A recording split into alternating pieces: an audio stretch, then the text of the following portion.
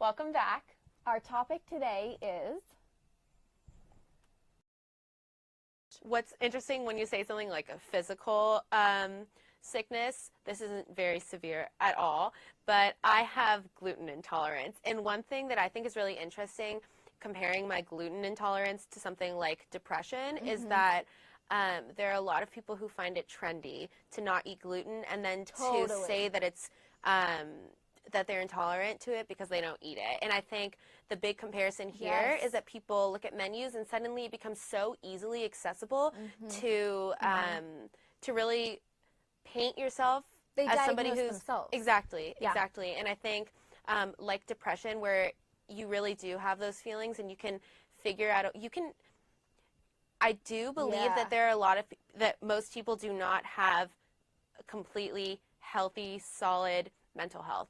I think that there are a lot of people who don't. I think especially in the environment with social media and college and people don't even realize that mental health doesn't just apply to people like us. Yeah. Everyone needs to work on their mental health. Exactly. You know, so it's really not that taboo. No, not at all. And I think especially among certain cultures, everyone has a different way of speaking about mental health, where it's religion, ethnicity, part of the country, part of the world. Everyone has this different idea, and it's important to keep those in mind when speaking with other people. I think certain generations, older generations, might not understand it as well because it's not as easily discussed. My grandparents truly, you know, we're like, what is it that you're doing? And I explained the OCD, and they are like, they did not even know. They're in their 90s, but they did not know what OCD was. My grandpa was a surgeon for 40 years, and he's like, what's OCD? And I'm going, are you serious? Like, do I really have to explain this? I didn't even know that people didn't know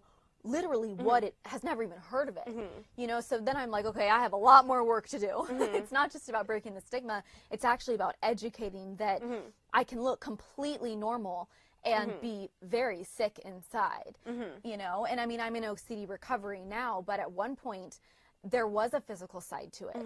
I do have physical compulsions, not mental compulsions, which is called pure O.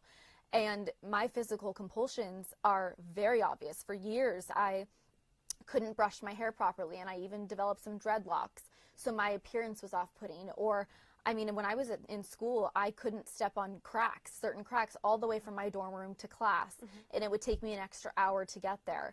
I know every single crack in the whole university. I mean, things like that, and I would just stop dead in my tracks because I would get an obsessive thought, and people thought that I was like hearing voices and nicknamed me Crazy Carrie. And I don't even know if anyone at my college even knows my name's just Carrie.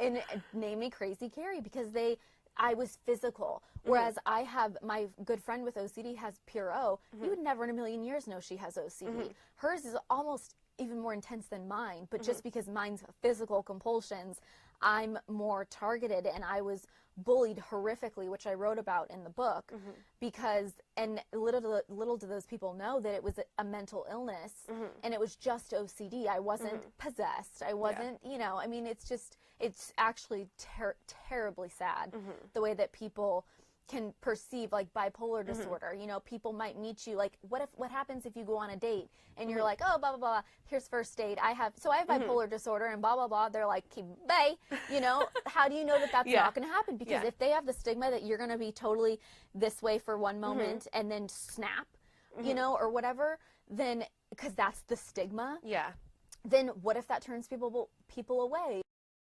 Good luck out there, guys. Bye.